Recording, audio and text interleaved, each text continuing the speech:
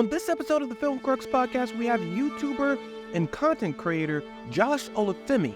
Well, let's get to that. Yeah. What is your secret or whatever for capturing that audience's attention and getting that growth in your channel? And I'm almost never impressed anymore when I just see a number like, okay, you got 1 million subscribers, cool. Let's dig a little bit deeper into those analytics, see what's actually happening underneath the hood, you know? Welcome to the Film Crux Podcast. I'm your host, DiAnté Jenkins. We have a very exciting episode today with Josh Olufemii breaking down his process of creation and YouTube creating and how he got started and everything, and really just dropping gems on anybody that wants to be a content creator. So be sure to stick around and check out this whole episode. But before we get into that, I want to talk to you for a second. Because one of the things that I hear the most about these podcasts and the videos that I put up online is that I have a nice voice, to which I say, I do. I even had one person once leave a comment asking me if I do any voiceover work. And unfortunately for you, I don't.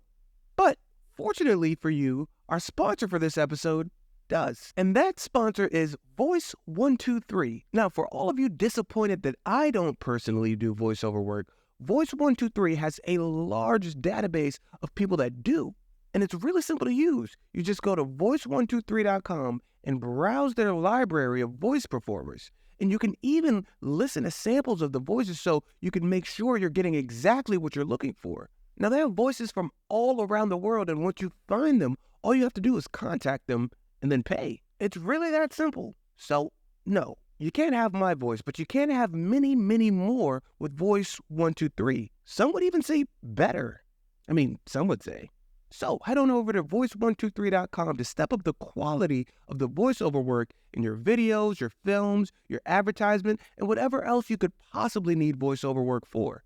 Again, that's voice123.com. And now that that's out of the way, honestly, I'm not going to lie. I had never seen a single one of your YouTube videos before Lion, who owns Film Crux, told me that he booked you, and then I just went and watched 1 million of them. So, Thanks, man. First off, great YouTube channel. Appreciate you, man. But I hear the American accent. How did moving to Australia affect the whole YouTube thing for you? Oh, seamless. There's no change at all. It made it actually interesting. I've been doing it for I've been moving back and forth between LA and Australia for 5 years, so I think the audience is familiar with me.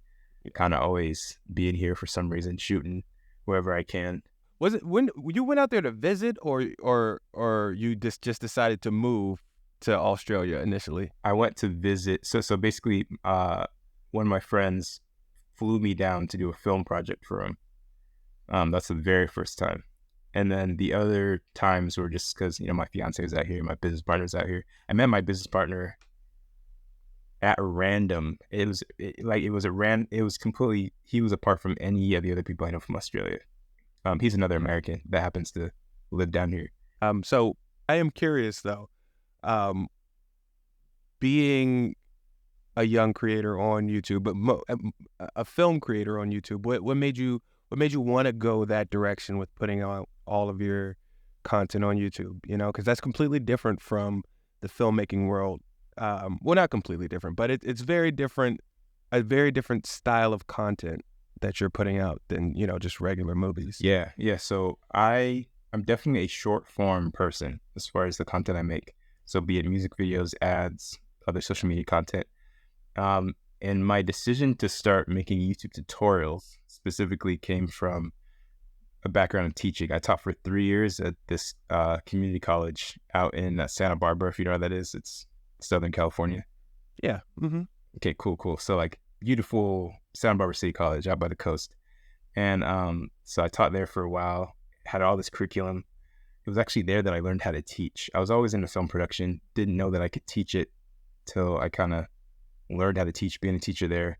From there, I was like, you know what? I could expand this to the YouTube platform. Back in the day, man, YouTube tutorials for video production wasn't as big as it is now. There weren't a lot at all.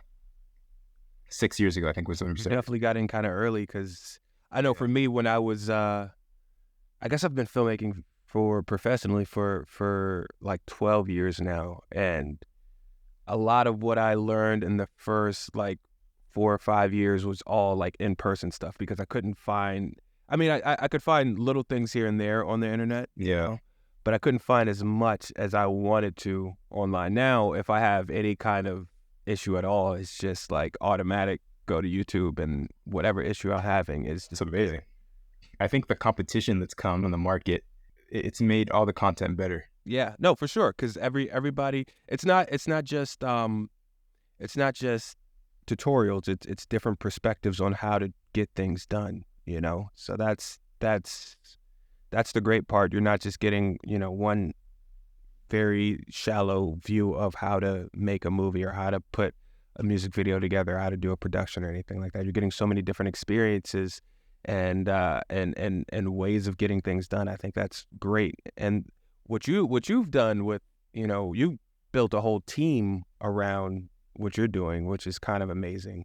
How did that happen? How did that team come together? And what was it always like your initial thing to build a team? Or Dude, that's a good question. is that something that just happened? No, it was not always the plan. We had the channel existed for maybe 4 years without any team, just being me. And then the team started about 2 years ago, and it's changed. It was one of the best decisions we ever made. Yeah. Basically my rule was I want to create a team, and I want every person that we add to that team to be a genius and 10 times smarter than I am in a specific field. And so that's what we did. One guy is like a crazy at like audio production, editing podcasts. We have like three really strong VFX people, like How'd you find them? a bunch of random places. One guy I was like a fan of for like 10 years. And then like before I even did a YouTube channel, and an Australian guy actually that I just knew of, and asked him, hey, Yeah. bro, I have a little something, to have a little bit of a platform now coming out of nowhere. Do you want to collab? He was the first guy that came on. And then just random places. That's real dope. That's real dope. Was it a hard sell for you to get them to come on board? Because they're coming onto a channel that's already established, and that is your name. You know what I mean? And everybody has egos, big or small. Everybody has some kind of ego. So what was that like, trying to get them to come on to your platform to what you're doing? It's funny. I have the best peeps. Like, they have absolutely no egos. But on top of that, though, the way we try to structure the channel, the name of the channel is Olufemii, which is my name.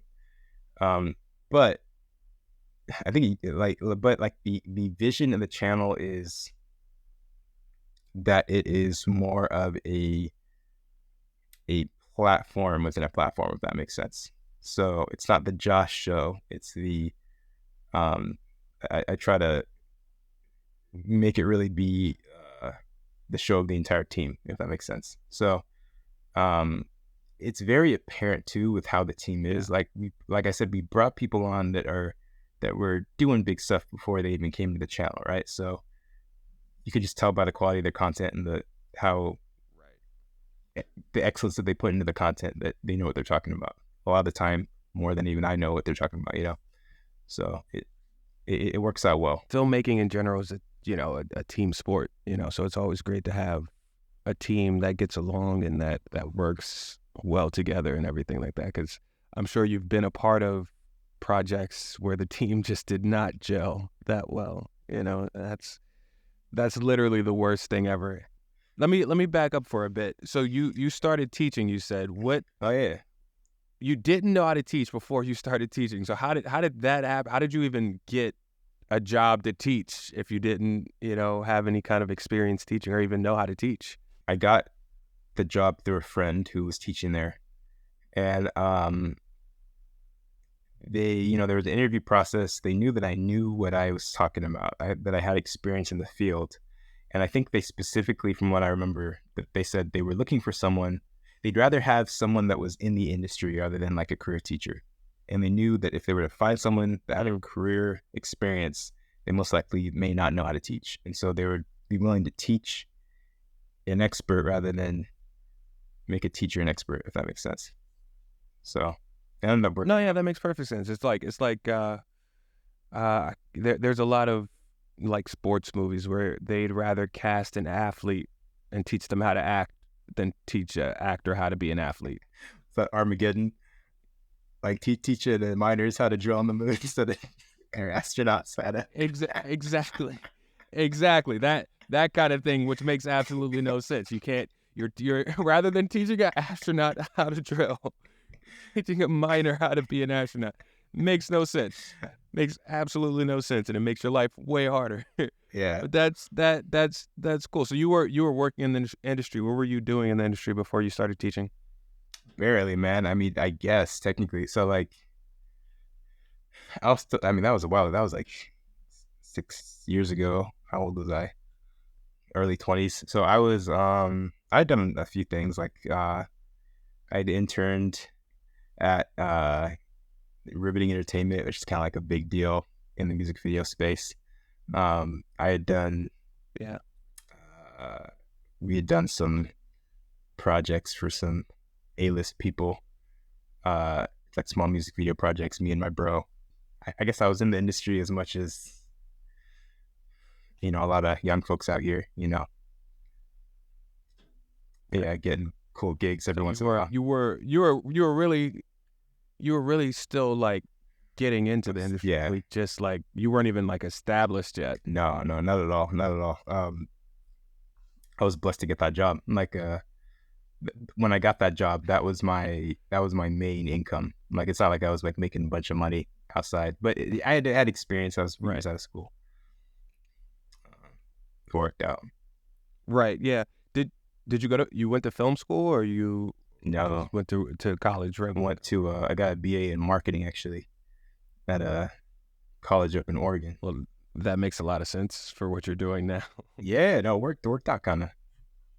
Definitely. I always tell people that are artists, or specifically I talk to filmmakers a lot in different film schools, or just like randomly people will message me and they're always asking for advice, and I always tell them, learn business. Like the art stuff, that'll come later. You'll get into that, the creativity, you'll be able to learn things better and be able to execute better over time. But like the business side of things, that's where we all kind of drop the ball, Yeah, and there's still a lot I had to learn, man, after the fact. Like, I feel like I learned most of what I learned as far as out of school, just in the real world.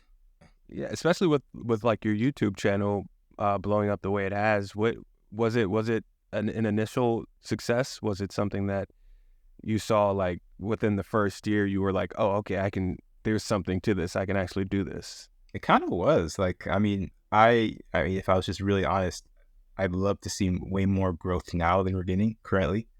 We're me and my business partner, we're like data goons. We're just always looking at the numbers, finessing stuff. Yeah. But if I remember back in the beginning, I remember the numbers we got up front I remember like our first 3,000 subscribers. I was like, wow, I had no idea this was even possible. And it happened.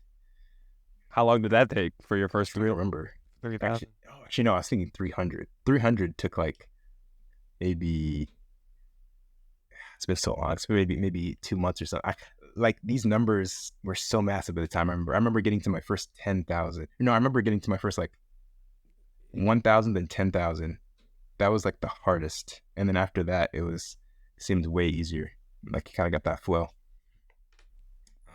That's all in the first year? 10,000 was like second or third year, I think. See, that's so interesting to me. Like everybody that wants to do something, specifically like YouTube stuff, like content creation, they think overnight success. They think if they don't have 10,000 within the first 3 videos that they put out, they think it's a failure. But you're close to like 500,000 now. And it took you said 3 years to get to 10, and you've only been doing it for 6. So after that, you had an explosive growth after that. You know what I mean? I'll say this. I'm very excited as far as where we are, but I tell people coming into the space that feel like they need to put in the 6 years it took for us just to get to 400 or whatever we're at, 400,000. Man, if you do it right, you can do that in a couple months. There's this guy, do you know Eric? Do you know of him on YouTube? No. There's this really dope guy, Eric. He has like 10 million subscribers. It's funny. I found out about him when he was at 500,000 at the beginning of the pandemic. Hit him up. Turns out he learned how to video edit through using our tutorials. Crazy. So he went, wow, huge crazy. Yeah, so he went from 0 subscribers at the beginning of the pandemic, January of like 2020, by the end of 2020, having his first million in 1 year. Now it's been 2.5 years or something. Wow. He's at 10 million. So it's like, if you know how to capture your audience, attention, like you're gonna do well. Like you're gonna always get that retention, get those views. And well, let's get to that then. What is your secret or whatever for capturing that audience's attention and getting that growth in your channel and really getting to where you are now? We're still learning, but because 400,000 is not a small number, right? That's huge. It is, but it's a good number. It's a healthy number. It's sustaining our company. It's our full-time job. But I'll say this: people that, if you talk to anyone in the space, I don't know if you're in the space or anyone, like it gets to the point where you get past the number pretty quick, and you go to like retention. How many of those 400,000 are actually following you? How many of those people are someone that really was into you, 6 years ago when you started, then, just forgot to unsubscribe type of thing. All those things really start to affect the important, if you're just talking about revenue, sustainability of the channel, like stuff like that, like I'm almost never impressed anymore when I just see a number like, okay, you got 1 million subscribers, cool. Let's dig a little bit deeper into those analytics, see what's actually happening underneath the hood, So that's what we're concerned about. We want that increase in subscriptions, means that in general, we're doing a good job. But what's way more important is like retention rate. First, the click-through rate, who's actually clicking onto the video, then the retention rate, how much of the video are people actually watching, and then the conversion rate, which is, whoever, say we have a call to action for most of our videos, either to buy one of our digital products or go somewhere else, buy something, and then that purchase is a conversion, and that's like the last right thing that so that's how you're kind of structuring your videos, like based on the analytics. Is that's affecting the way that you're producing your videos? Yeah, definitely. Are you still just producing content?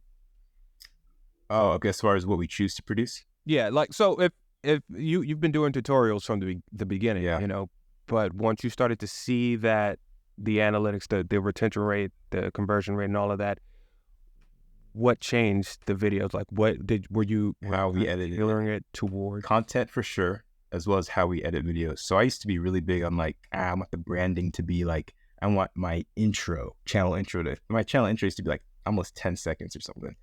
Now it's like, it's almost non-existent, stuff like that. It's like, now get into the video, no filler, like have a hook at the beginning of the video, make sure that every few seconds there's some type of mini hook, and then there's maybe an ebb and flow, keep things interesting, make sure there's a storyline even in the most simple of videos. I see a lot of that. So I'm relatively new. I'm relatively new to the content creation game. I do a lot of film analytics, and TikTok is what really broke me out. But I had been doing it on YouTube for probably like 7 or 8 years. I've been doing the exact same thing without the kind of growth that I've seen on TikTok. I only have somewhere around like 1,500 subscribers on YouTube, where it's tens of thousands on TikTok. Nice.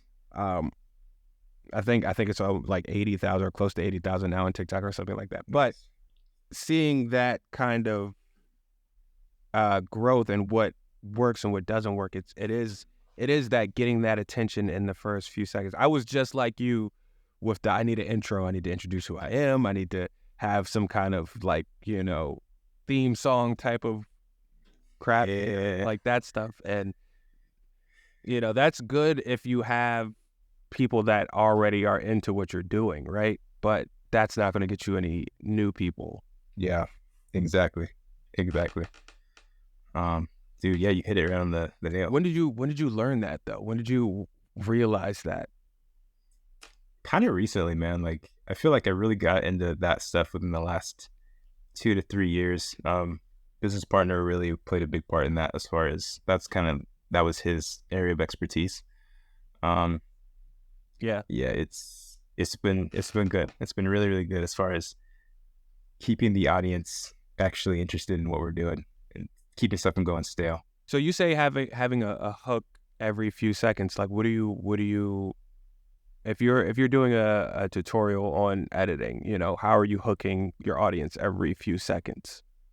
Okay, so maybe for a tutorial on editing, maybe I'm creating a listicle. So like, I'm creating a video that's kind of broken up into 5 different parts. I have like 5 different points that I want to mention. Like, hey guys, in this video, we're talking about 5 crazy transitions that will wow your client. So right then, the hook is like, maybe you play a few of the craziest transitions with no explanation. Hook, oh, that's cool. Hey, what's up, guys? 5 transitions to hook your client. And then like another mini hook would be, the first 3 are amazing, but I heard that the 4th will blow your mind. All right, let's get in the first one. So people are like, oh, I want to stay at least till that 4th one, see what's up. Right. And then I don't know, you know, there's a ton of other things you can do. So you're almost creating little episodes within your one video of like things that to look forward to, you know. Yeah, exactly. And I bet I guess that's another thing that I've noticed that a lot of new YouTubers aren't doing. They're not getting that retention, so they're giving me whatever the sauce is in the first few seconds of the video, you know. Yeah. And then by the time I get to, if it's a 5-minute video, by the time I get to minute 2, I don't really care anymore because you already told me what it is I want to know. Exactly. We did a series called VFX effects that get increasingly more mind-blowing. So right at the forefront, people know that the best one's going to be at the end. So I got to stick to the end to see the best one. Even in the wording of that, the increasingly more mind-blowing. Wow. Yeah. Wow, I never thought of that. Wow, that's actually brilliant. That's really brilliant. Wow. Yeah, it was my business partner's idea. Wow. That's a great idea. That's a really great idea. Was there a video that blew up for you, like a first video that really, really blew up for you, or was it just like a steady growth? Yeah. The first videos actually blew up. The very first thing I did on YouTube was, there weren't really any series teaching Premiere Pro. Like now it's like there's so many Premiere Pro masterclasses. We do one every year. But there really wasn't anything teaching just Premiere Pro. Back then it was like CS something. I don't know what it was. CS6. It was CS6? I think they were doing years back then. Maybe, I don't know. Maybe it wasn't that quite long ago. But whatever was happening 6 years ago. And we did I think it was a 7-part series. And I look back at it, and it was crazy low tech. Like, it was just a screen recording. You couldn't even see my face. It was just all voiceover. But that did very, very well. And that's how the challenge started. All right, time out. Pause for a second. So, I am a DaVinci Resolve guy through and through. Are you still Premiere, like, all the way? Like, I do everything in Resolve now, like color grading, obviously, but editing, VFX, literally sound mixing, everything is in Resolve for me now. Yo, man, there's enough grace on the cross for such decision making. Even for such decision making. Nah, man, like I like Resolve. like I use Resolve for color correction. So it's quick history. Yes, I do Premiere and After Effects. I just learned DaVinci for color correction in the beginning of 2022. Changed my life. And I love it. I love DaVinci. I just am not, the node system is just a little bit much for me. So I've tried doing entire projects all the way through, even using Fusion. I did like a project using DaVinci, Fusion, and the color, and it just took so long. But I get why people like it, and I really hope that Adobe, figures stuff out in a lot of those respects, because I'd like to stay in Adobe. I've been in Adobe for years, almost a decade, and I don't like changing stuff, but I get the appeal. Yeah, I definitely get that. I definitely get that. For me, I started off editing when I very, very, very first started was like 2009, and I started on like Final Cut 10, and Final Cut 10 was like the laughing stock, but I was like, this is super easy for me. I can, get this done. Yeah. And then I had to learn Premiere as jobs became a little bit more serious. They would, basically require Premiere editing. So I did Premiere too. And I gotta say, Resolve has everything that I love about both Final Cut and Premiere, with none of the things that I hate about both of those programs. Okay. And definitely the learning curve for the node systems, it's definitely steep, but once you learn it, I feel like I'm doing that so much faster than I ever did anything, and getting better results for everything than I was in both Premiere and Final Cut.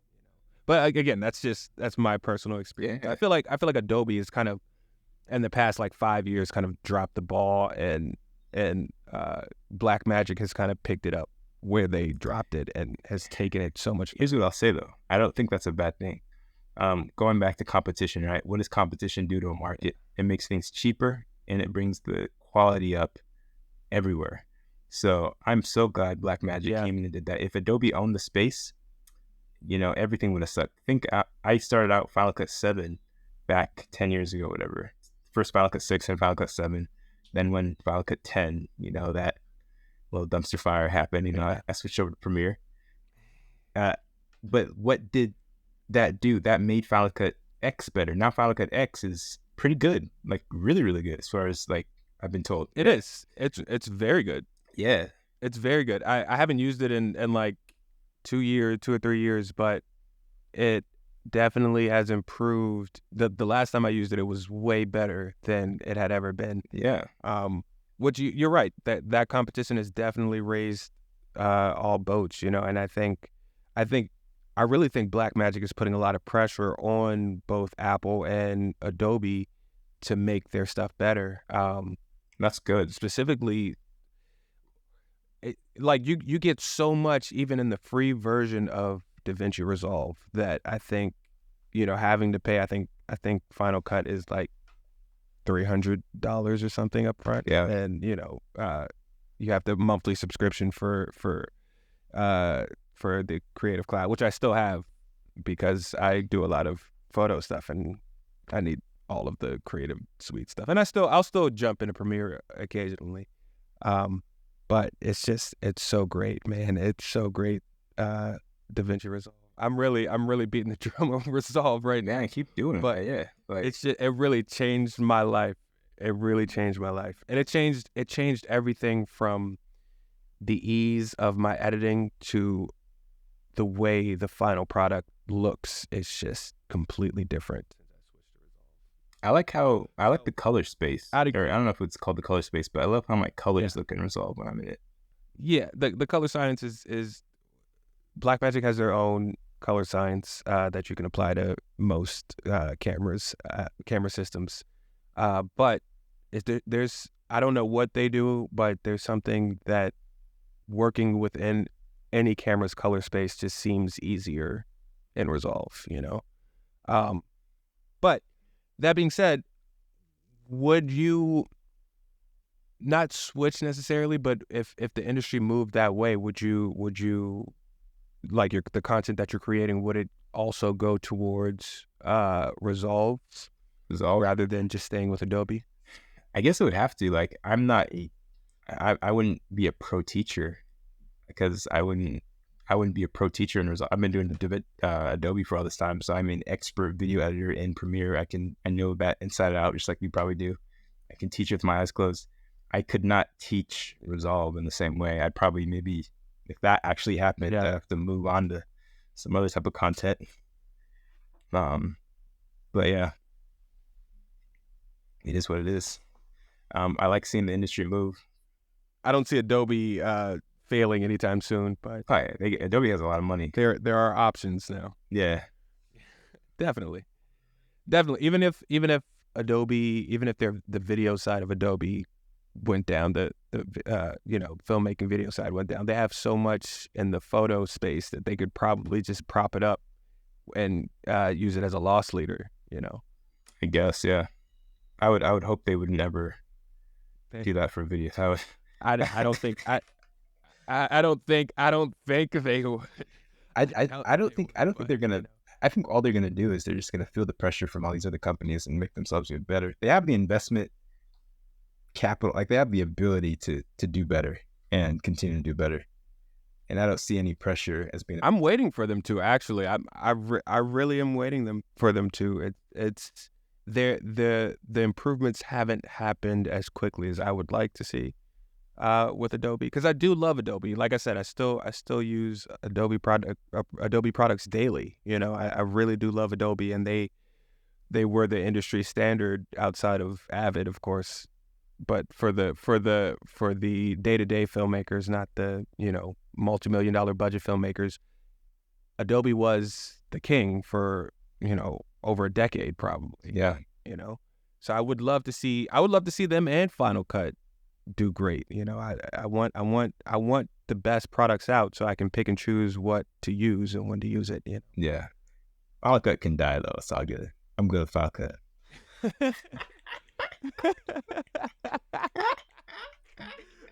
Just forget Final Cut.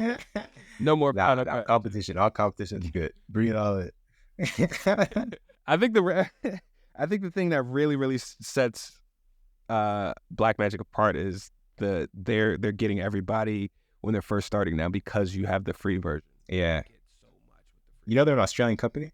I do know that. Yeah. I've been to NAB and Vegas, and I've met a lot of the people that run the company and everything like that. So nice. Yeah, I do know that. That's another reason why you should switch to it's an Australian company. I was at NAB too. The last 2 years, minus the pandemic. Yeah, I was at nice. Were you there creating content, or were you just there? I made like a video or two for the channel, but I was there just to hang out with old friends and check it out. I had a really good time the first time I went. I went to the last one. Before the pandemic happened, the last one they had was my first one, and I loved it. And I was like, man, really, I can't wait for the next one to happen. The last one, I think, the one that just happened was a little bit smaller. I guess it wasn't quite as crazy. It was definitely smaller, yeah.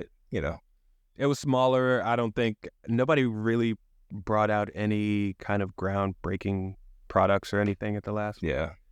So I'm expecting this one this year to be huge, and there to be like a lot of.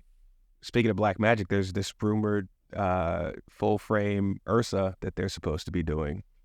Oh wow. We'll see on that. Wow. It's been rumored for about 2 years now, but where there's smoke, there's fire.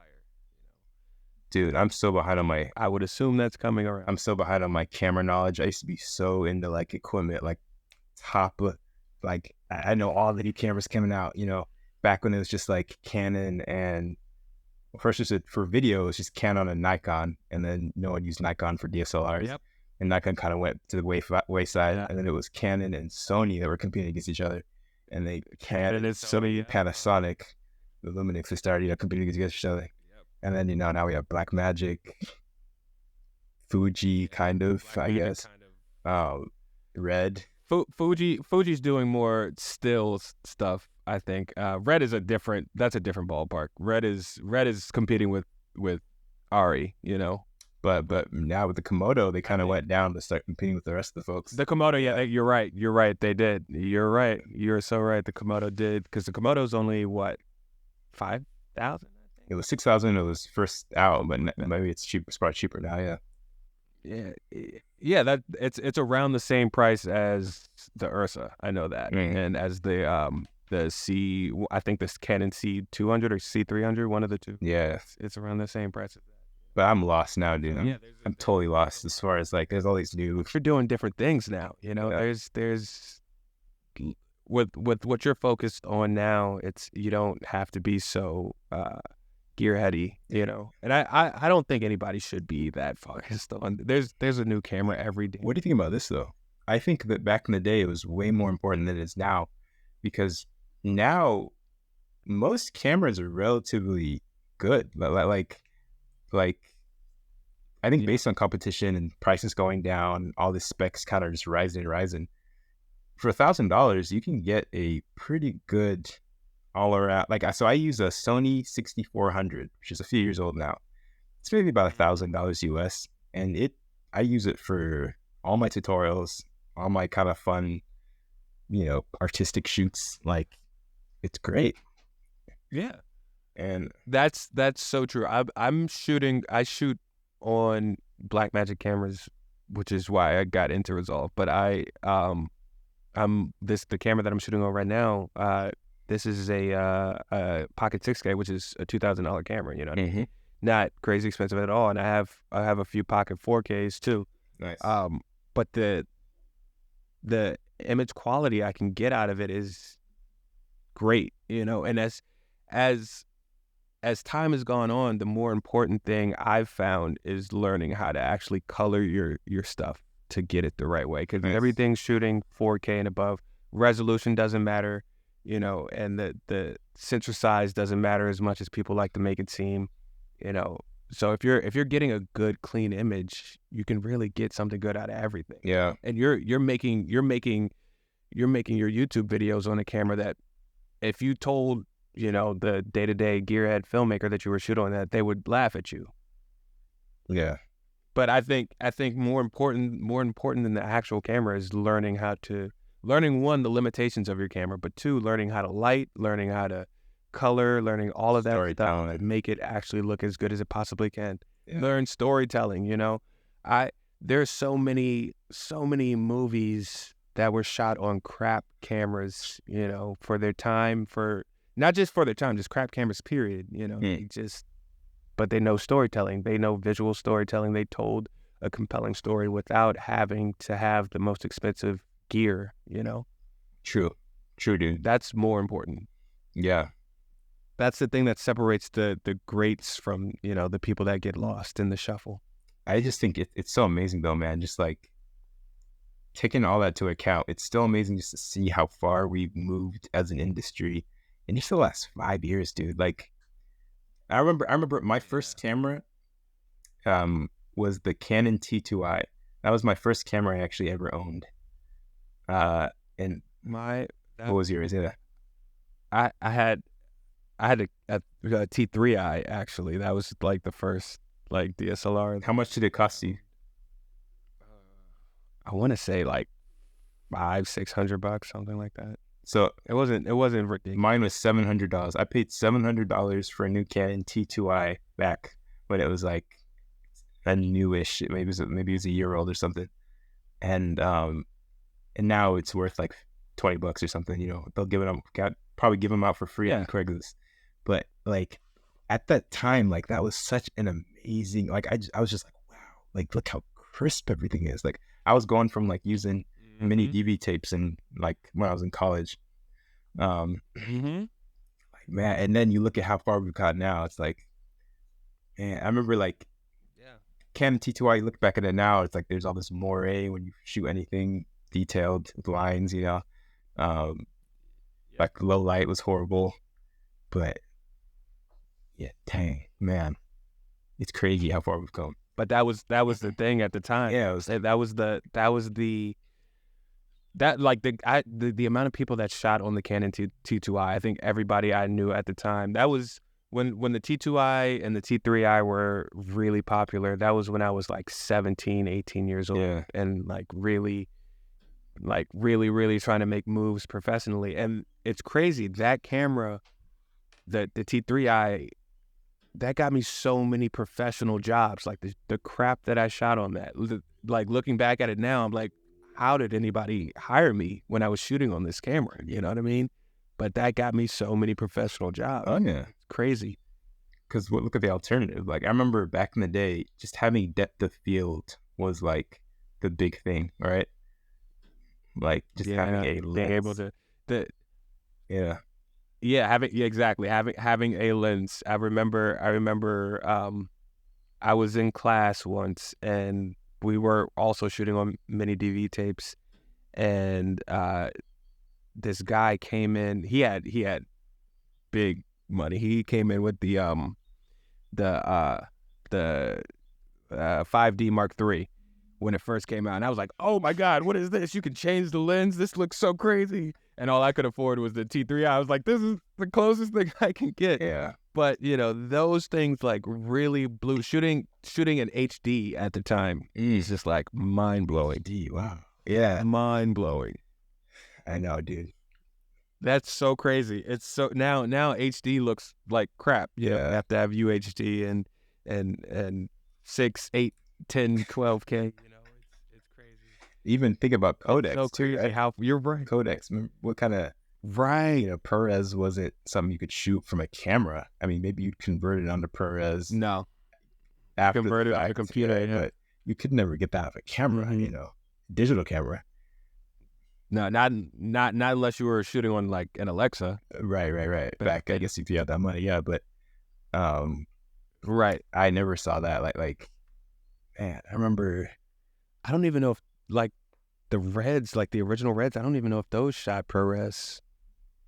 I mean, I guess they'd always shoot their red, with RE. The Red Raw. RE, yeah, RAW, RED, R3D or something.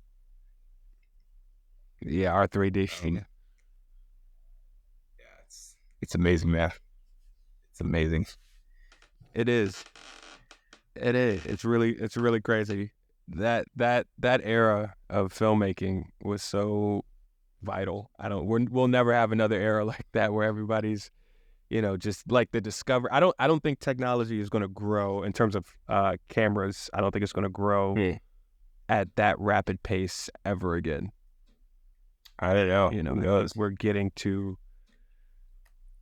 I think we're as far as like resolution goes, we can obviously grow, but I think people are realizing that resolution doesn't matter as much as we used to think it did. Yeah.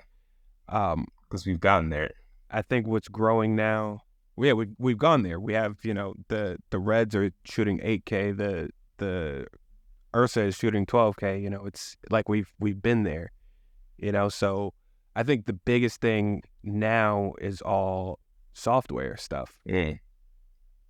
I think color science is huge. I think bit depth, growing that type of stuff is really where the actual growth is going to be. Dynamic range, maybe.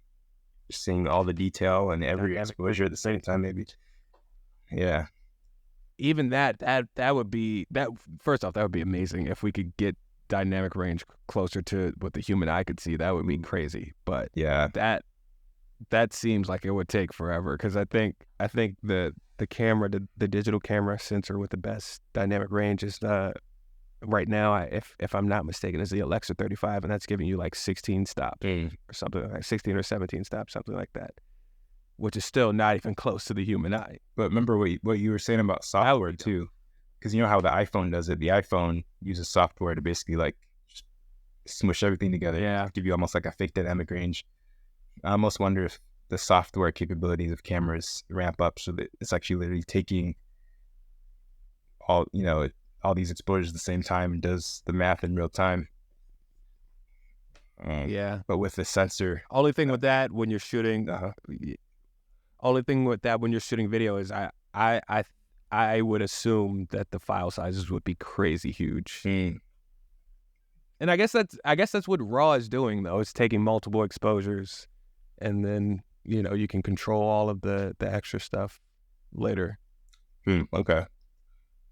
Yeah, I don't know, but I have high expectations for the future. It's gonna be great. It's gonna continue to grow for sure, man. It's gonna be amazing. Definitely gonna be amazing.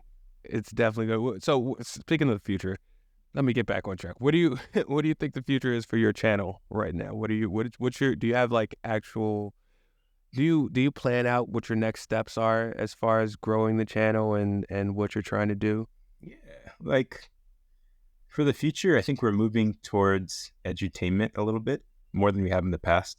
We used to be just very clinical, step-by-step education content. Explain what edutainment is for people. Yes. Okay. So from what I understand, edutainment is just like a combination of education and entertainment. So say you come to our channel. Usually for the most of our channel's existence, you need to be kind of at a desktop, almost in a project to learn how to edit something from scratch, step by step in Premiere.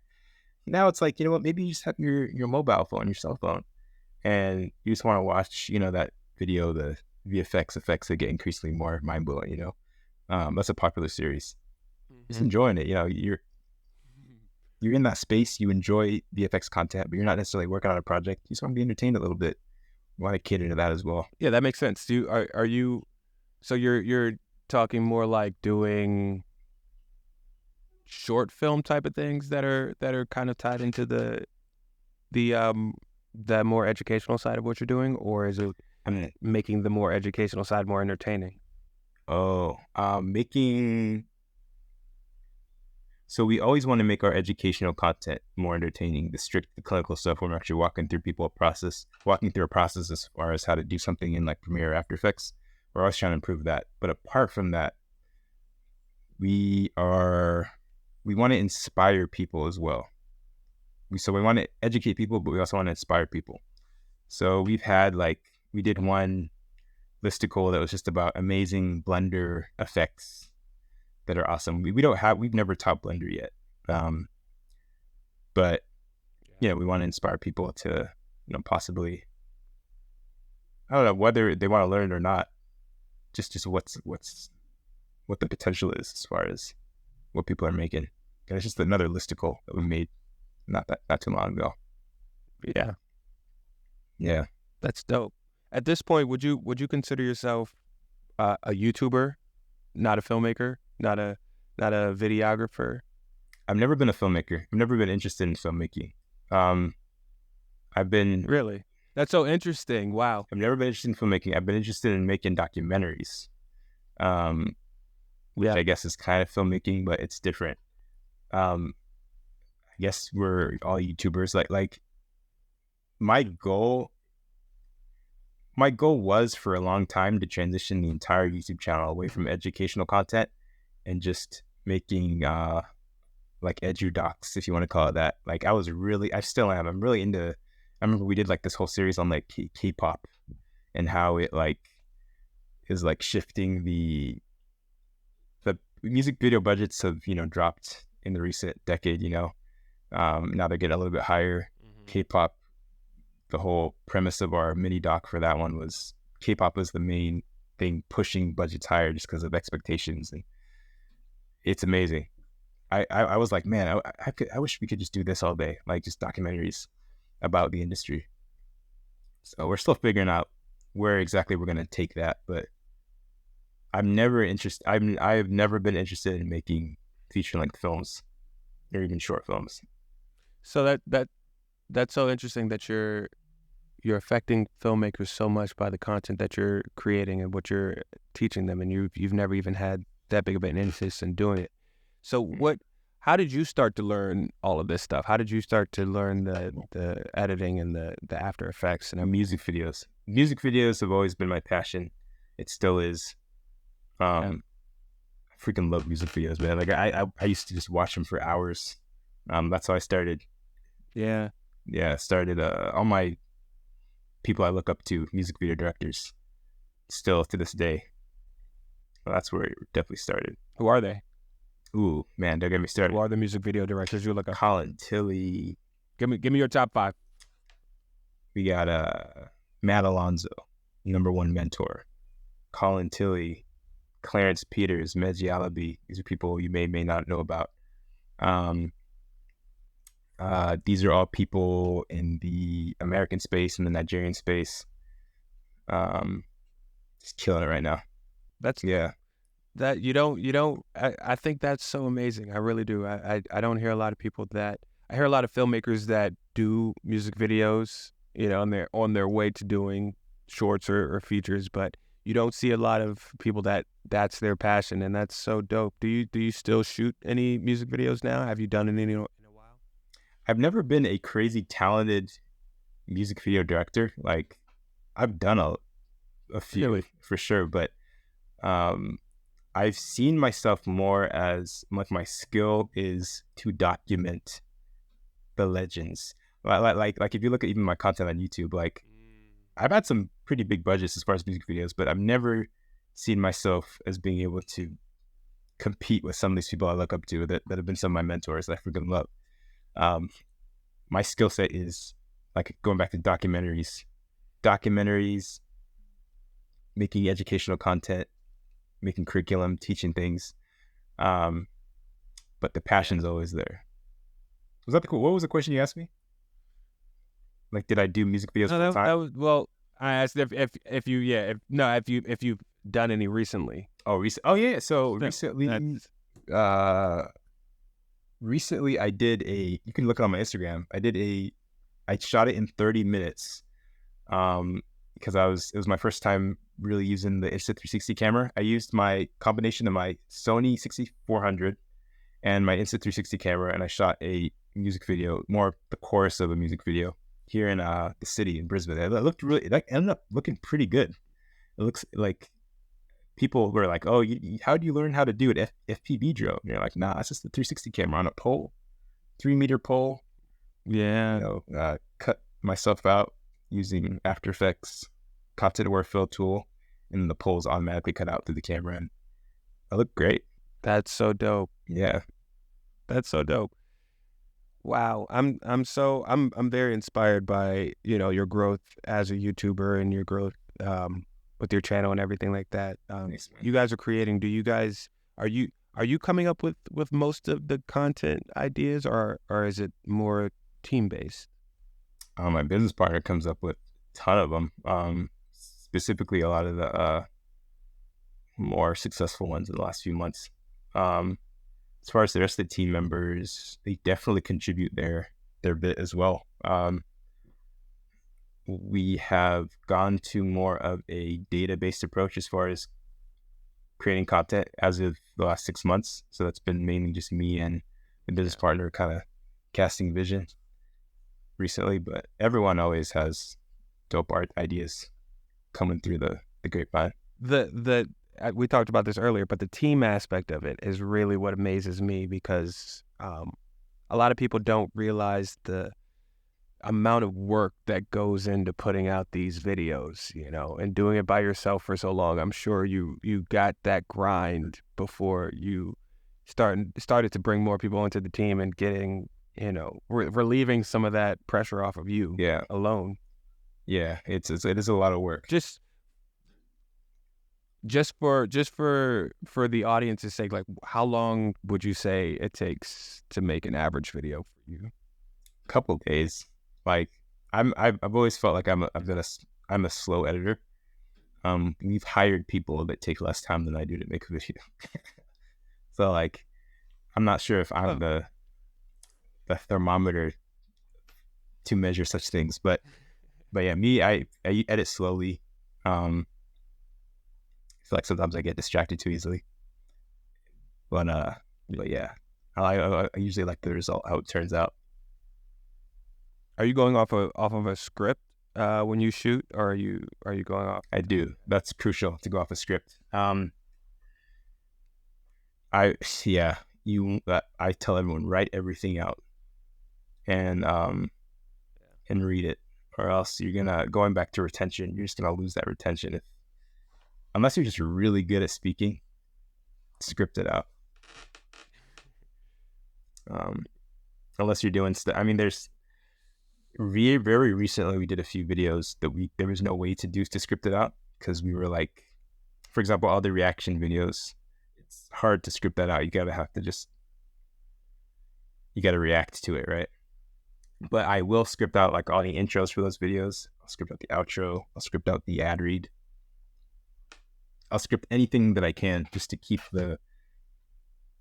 stuff clean. That's another thing that people don't realize. A lot of content is being written. Like again, the amount of effort and time it goes into one video is way more than people would think. You know, you're writing the script, you're coming up with the content, you're shooting it, which, you know, in itself is always way longer than it seems. You know, 5-minute video probably takes like an hour to shoot. Oh yeah, easy. But real quick, how are you liking TikTok with your content?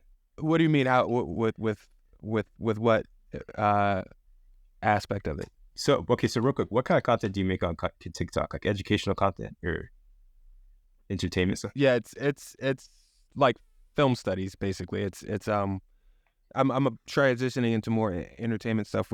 I've shot a few shorts that are going to go up in a couple of weeks, but for the most part, it's just me analyzing a scene or analyzing a performance. Most recently, I just broke down a scene from Jaws, visual layered and stuff like that. So what I normally do is I'll take something small like either a scene or a shot or a moment that an actor is doing, and I'll explain why this happened. Like, why did they move the camera this way? Why did they make this edit? Why did, you know, the blocking, all of that stuff. Like, why did they do that, and how does it work in regards to the story that's being told? Nice. And most of that stuff is me watching a film, and either it hits me right away, it inspires me right away, and I'll, as soon as I'm done, just go record a video, and I'll just flow. And then I know how to edit it down to make it more concise. Or I'll sit on it for a few days and something will marinate in my head, and then I'll come up with something. That's a skill, dude. That's a very real skill. Because I've seen people that can do that. Like, just talk, you wouldn't need any cuts. And that's a specific skill. It's really good. Yeah, that's how I do it. It's just so much more easy for me to, because when I write things down, I always feel like I'm limiting the amount. Not limiting. I feel like I'm constricting the thought a little bit, which sometimes has worked, and sometimes it just, like, if I'm doing something that takes heavy research. I have a video coming out. I don't remember my schedule, my release. I have all these things. I shot like 40 videos that are going to be released.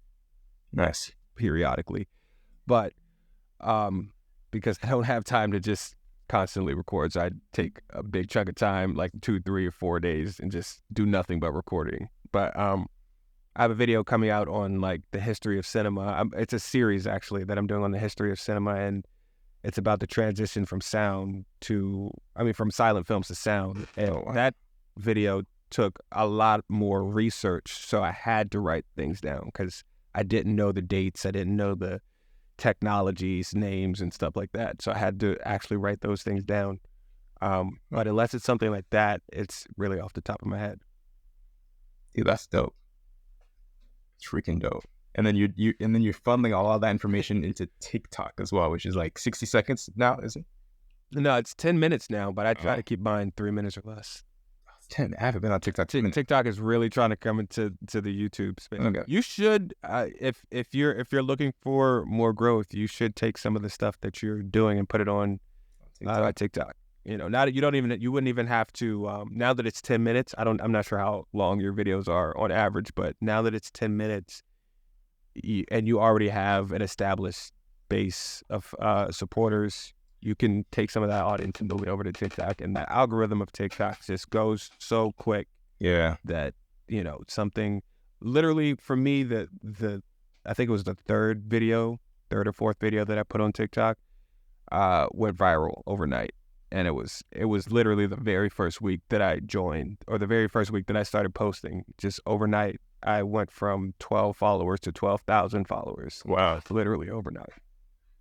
Hey. I haven't even been TikToking for a year, you know. That's crazy, man. That's good. Yeah, I mean, like, I have some personal views on TikTok that I won't mention here, but. Well, no, I understand those. I understand most people's personal views on TikTok, and I was hesitant to do all of that too. So I definitely get, the privacy and security things that people will say. Definitely get that. But like, hey, it's all risk assessment. It's like it's gonna be different for everyone, Yeah. and so Yeah, you know, for sure. Well, now I'm trying to expand it and get those TikTok followers over to YouTube and Instagram. Yeah. So I can have multiple places and things like that. That's sick though, dude. There's so much to learn everywhere as far as whatever platform you use. Like, I'm always open to never get stagnant and just block anything off like long term. Yeah, my thing is I try to go where the people are. Yeah, I try to figure out where the people are, and try to connect with them on that thing that they're loving, whether that's in a theater, whether that's on TikTok, whether that's on Instagram, whether that's at home watching TV, whatever they're doing, I want to be able to reach them where they are. Yeah. That's smart, man. That's smart. I love that. I want to actually watch your stuff. I think what you're doing as far as film stuff, more feature length stuff. There's so much that I learn a lot from that end that I like to apply onto the short form end, because storytelling is essential in whatever piece of content you're making. And For sure, just the historical precedents that has been created by long form cinema that we're all kind of using to create dope short form stuff, whether it be like music videos, which is just 30 years old or whatever. It's like you see it all being used to create engaging short form stuff. and it's all from that language of cinema that we've had for the past I guess 130 140 years now. And that because for the first like 50 60 maybe 70 years, it was just movies as far as like motion picture stuff. And then TV came along. And then for another 30 years, it was just movies and television. And then music videos came along. And then it was just music videos, movies and television. And now there's just like a whole new thing, with the internet, with, YouTube, all of these things that are using the same principles, but using them in completely different ways. And I think that opens up the door for more creative people to do more creative things with this language that has been established. Yeah, it's beautiful. And I think even something you were saying that learning storytelling is probably the most important part for, getting success in this stuff. That's coming from somebody that has no desire to be a filmmaker at all, but you're still using those principles in what you're doing. True. Very, very true. It's kind of shrunken in a more succinct way. Yeah. Filmmaking scares me, dude. I could never imagine myself. Have you directed or worked on long form stuff? I have directed 4 feature-length films and countless shorts. So much respect. When I say I'm not into filmmaking, it's almost a fear more than anything, rather than just like I'm disgusted. Like, I respect so much people that can even say they've done that. I don't. Yeah, I just can't fathom doing that. Interesting. Yeah. What scares you about it? Is it everything?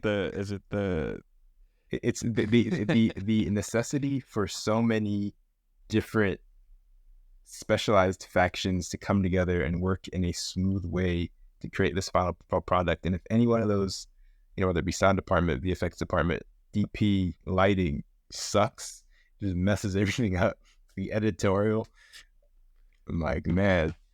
But that's what you're doing, though. That's literally what you're doing on YouTube. That's you have way more control, though. It's way easier. It's as controlled as filmmaking is as controlled as you make it. It's just about preparation and working with a team that you trust. True. If you and the team that you had right now went out and made a short film, I'm sure it would go as smoothly as making a movie possibly can, because you have that trust with that team. Yeah. and everybody has their roles. Everybody's doing their thing, As long as I was a director, I'm sure it'd be fine. We'll bring a director in. As long as you're not in control. Yeah, man, Cool. man, the possibilities are endless. Yeah. But I really think you could. I really, really think you could. You're directing your YouTube channel right now. So figure it out as we go. But that's dope, dude. yeah, for sure. That's super dope. Thank you, man. Yeah, I'm about to start. So I've shot 4 short films now for TikTok that I haven't put out yet, and I'm shooting 2 more this weekend. Wow, how are you just like short films? I guess are a little bit more. There's a little bit more control, like smaller team. Yeah, it's whatever you want to do, basically, right? Like smaller team. Yeah. It's a smaller team working on the shorts, and it's only, I think the longest one is like 4 minutes. Okay. Maybe 5. Cool. So it's much less to have to deal with than a feature length project. Right. So I'm doing those things because I am a filmmaker, and I want this audience that I've gathered over the past 8-9 months. I want them to not only follow me for the film analysis that I'm doing, but also bring them over to what I'm doing as an artist, what I'm doing as a creator. Wow, that's dope. Well, I want to see him. Like, I'm gonna you'll give me your TikTok. Well, hold on, I'm working on it. It is we've been on here for 1 hour and 13. I know we were only supposed to be here for an hour. Oh yeah, it doesn't even feel like that. Before we, it does. I'm glad you didn't get bored. Let's see what the audience, how good our retention has been. We'll see how good. I'm sure I'm gonna have to edit things out and move things around. Oh, you can edit stuff. Okay. I didn't know that. Yeah. Oh man, you could have slammed TikTok. I started. No, it's all good. I'm kidding. Yeah, I'm gonna edit the shit out of this. I started filmmaking. I made my first short film when I was 12, and I've been editing since then. So nice. Yeah, I can edit. And the YouTube, podcast stuff.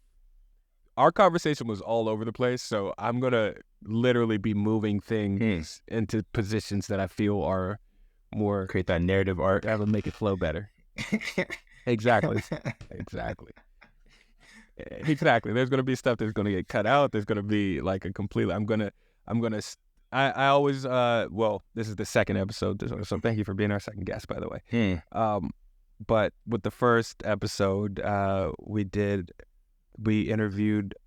interviewed Joker DP, Lawrence Sher, who shot Joker and Hangover movies, and what else?